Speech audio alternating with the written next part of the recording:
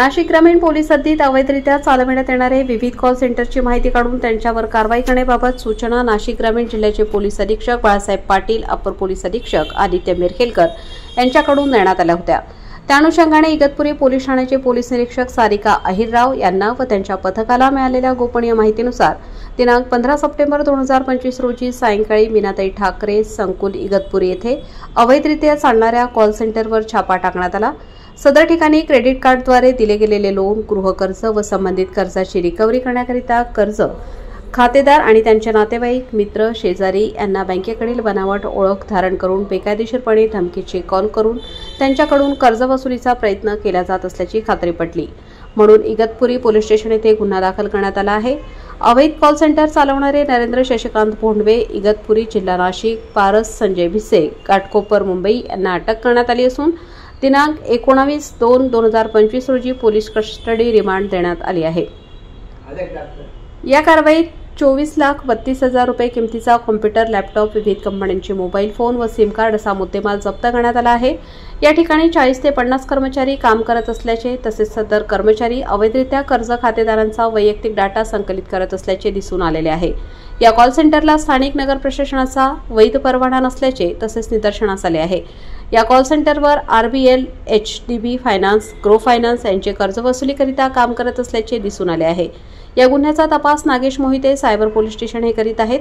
वरिष्ठांच्या मार्गदर्शनाखाली श्रीमती सारिका अहिरराव, पोलीस निरीक्षक इगतपुरी पोलीस स्टेशन, रवींद्र मगर, पोलीस निरीक्षक स्थानिक गुन्हे शाखा नागेश मोहिते, पोलीस निरीक्षक सायबर पोलीस स्टेशन तसेच पथकातील गणेश परदेशी, निलेश देवराज, विनोद गोसावी, अभिजित पोटिदे, राहुल साळवे सर्व नेमणूक इगतपुरी पोलीस स्टेशन, पाराजी वाघमोडे, दिगंबर थोरात, परीक्षित निकम, तुषार खालकर, सुनील धोकरट सर्व नेमणूक सायबर पोलीस स्टेशन अशांनी संयुक्तपणे केली आहे। वृत्तसंकलन माधव खाबिया।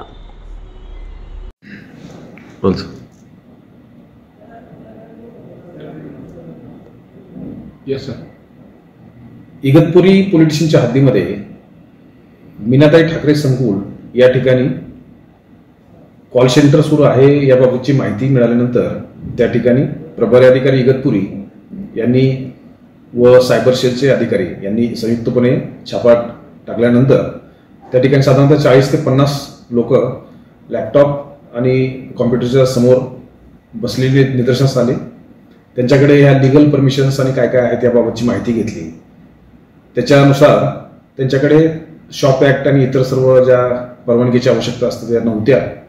त्यांची कार्यपद्धती पाहिल्यानंतर त्या ठिकाणी बँकेकडून आलेली माहिती याच्या व्यतिरिक्त इतर लोकांना सुद्धा महाराष्ट्रातल्या कॉल करून त्यांनी कर्ज घेतलेलं आहे आणि कर्जासाठी धमकीचे फोन त्यांना जात होते।